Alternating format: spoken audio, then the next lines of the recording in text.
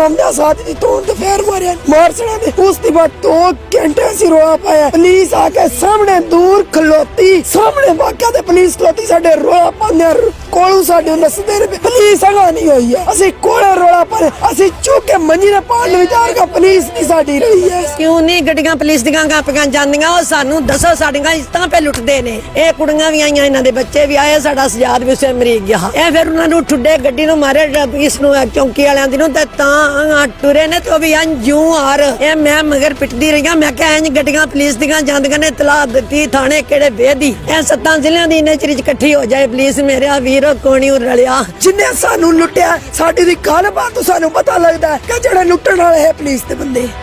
नाज़रीन, पुलिस की आशीर्वाद, मिली भगत, गफलत या मामला कुछ और। पुलिस थाना सदर खारिया के इलाका बाशना में दौरान डकैती करनाना के रिहायशी 6 बच्चों के बाप को सरे शाम फायरिंग करके कत्ल कर दिया जाता है। पुलिस चौकी सुखचैना, जिसकी मुसाफत जाए वकुआ से 8 मिनट की बनती है। इत्तला मिलने के बावजूद पुलिस जाए वकुआ पर न पहुंच सकी, जबकि मकतूल के लवाहिकीन करनाना से जाए वकुआ पर पहुंच गए बाशना में, लेकिन पुलिस चौकी सुखचैना और पुलिस थाना सदर खारिया जाए वकुआ पर 2 घंटे बाद पहुंची।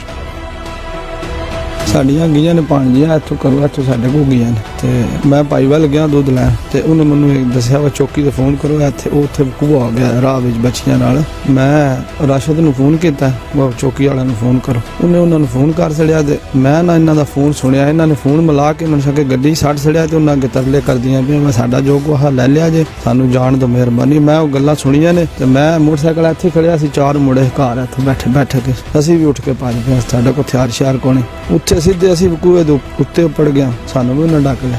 इचरा नू भाईया आ गया, सानू नहीं पता वा भाईया है, आके ना उन्होंने गुत्थम गुत्था हो गया। जिसे उन्होंने गाल कड्डी सुन, फिर मैं बात सियाल लिया मुड़े फिर साडे अपने, मैं इन्होंने गाल कड्डी, मैं आख्या फलानी डिंगे ते सजा दे। मेरे को रोड़ा पिया, रोड़ा चुक के मैं सीधा उहदे मारिया जेड़ा साडे उत्ते खड़िया, उहदे आ लग्या, उन्हें सीधा मेरे फैर मारे, बच गया। मैं भज पिया पिछे, फिर 2 कीते, बच गया। रौला पा दिता मैं अगू जिथे साडी निक्की भाई उन्होंने दा डेरा नाल ही है, उन्हें फिर रौला छोड़ा पाया, रले जे इजरा नू फैर मार के नस गया।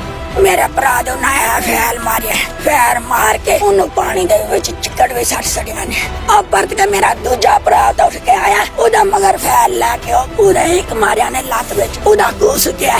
दूजे 2-3 उन्हें मारे ना मेरे भरा दे, एंज मेरा भरा गड्डी के ओले हो गया, ओ खुंज के ए मेरी बाण जी नाल आई।